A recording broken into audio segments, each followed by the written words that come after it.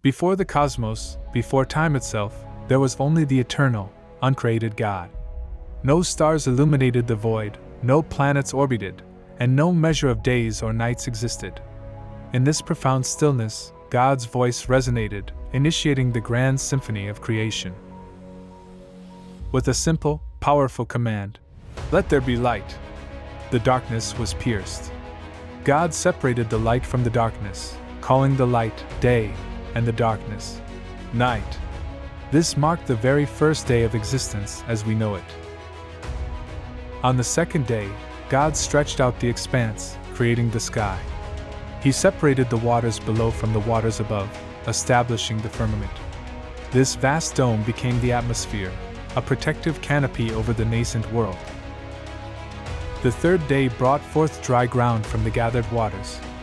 God called the dry land earth, and the gathered waters seas. Then, with breathtaking artistry, he adorned the earth with lush vegetation, every kind of plant yielding seed and every tree bearing fruit. On the fourth day, the heavens were filled with celestial wonders. God placed the sun to govern the day, and the moon to govern the night. He also set the stars in their courses, to give light upon the earth and to mark seasons, days, and years. The fifth day saw the oceans teeming with life. Great sea creatures and every living thing that moves in the water were brought forth. Simultaneously, the skies became alive with every winged bird, each according to its kind, filling the air with movement and sound. The sixth day culminated in the creation of land animals, from livestock to creeping things and wild beasts. Finally, as the pinnacle of his creative work, God declared his intention to make humanity in his own image. From the dust of the ground, he formed man, breathing into him the breath of life. Humanity became a living soul, uniquely reflecting the divine. Recognizing man's need for companionship, God then fashioned woman from man's side. She was created as an equal partner, a suitable helper, completing the human family.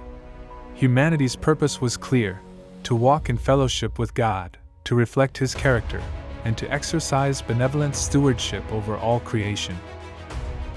Upon surveying all he had made, God declared it very good. The entire creation was perfect, harmonious, and complete. On the seventh day, God rested from all his work, hallowing this day as a rhythm of peace, reflection, and worship for all generations. Within the pristine beauty of Eden, God placed two unique trees, the tree of life and the tree of the knowledge of good and evil. From the latter, God issued a clear prohibition, warning that eating from it would surely lead to death. This command was not arbitrary. It was an invitation to trust and obedience. True love necessitates freedom, allowing for the genuine power to choose. Humanity was given the profound liberty to obey or to defy.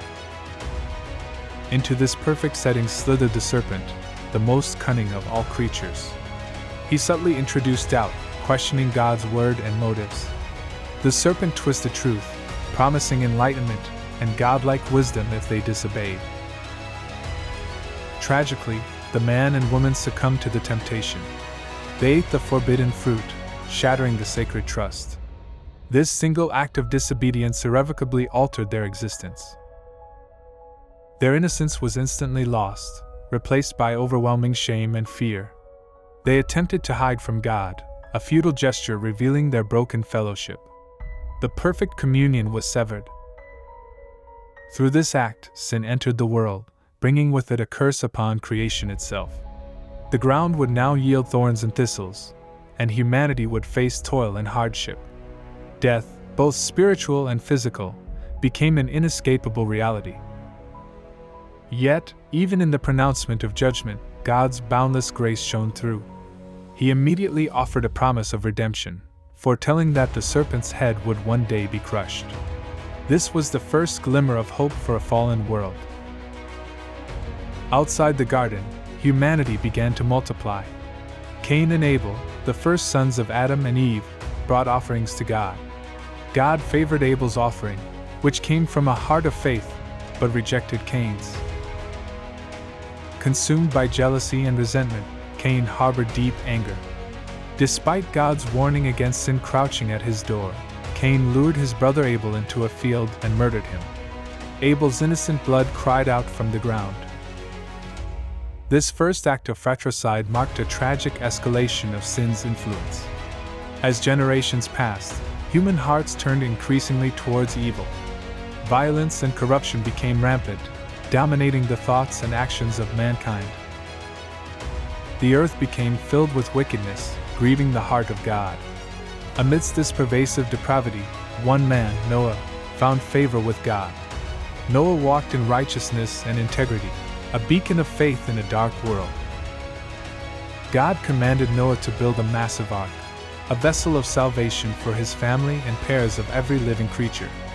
For 100 years, Noah faithfully constructed the ark, a testament to his unwavering obedience. Then the heavens opened, and the fountains of the great deep burst forth. Rain poured down for 40 days and 40 nights, covering the highest mountains. All life outside the ark perished in the great flood, a divine judgment upon a rebellious world. After the waters receded, Noah and his family emerged onto a cleansed earth. God established a solemn covenant with Noah, promising never again to destroy all life by a flood.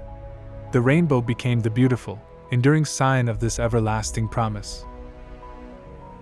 Following the flood, humanity once again began to multiply and spread across the earth. In their pride, they gathered in the land of Shinar, resolving to build a city and a tower that would reach to the heavens. This monument was intended to make a name for themselves, a defiant act of self-exaltation.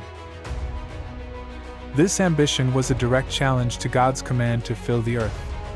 To thwart their unified rebellion and scatter them, God confused their language. Suddenly, they could no longer understand one another's speech. Their grand project ceased, and humanity was dispersed across the globe. From this scattering emerged the diverse nations and cultures we see today, each with its own distinct language and identity. This event marked the true dawn of nations. Centuries later, in the city of Ur of the Chaldeans, God called a man named Abram. He commanded Abram to leave his country, his people, and his father's household, and journey to a land that God would show him. This was a call to radical faith and obedience. God made extraordinary promises to Abram. He vowed to make him into a great nation, to bless him, and to make his name great. Furthermore, through Abram, all the peoples on earth would be blessed. This divine pledge became known as the Abrahamic covenant.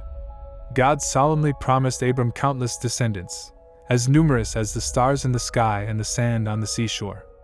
This covenant established the lineage through which the promised Redeemer would ultimately come. The book of Genesis is far more than a collection of ancient stories. It is the foundational narrative for understanding God, humanity, and the world we inhabit. It reveals the very character of God, His infinite power, His perfect wisdom, and His profound love.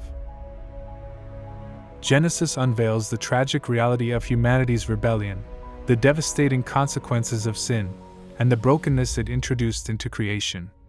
Yet, it is not a story of despair. From the very first sin, God's plan of redemption begins to unfold.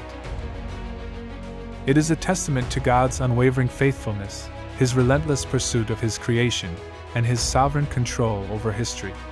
Genesis sets the stage for the entire biblical narrative, introducing the themes of covenant, promise, and salvation that culminate in the person of Jesus Christ. This ancient text speaks to our deepest questions about origin, purpose, and destiny.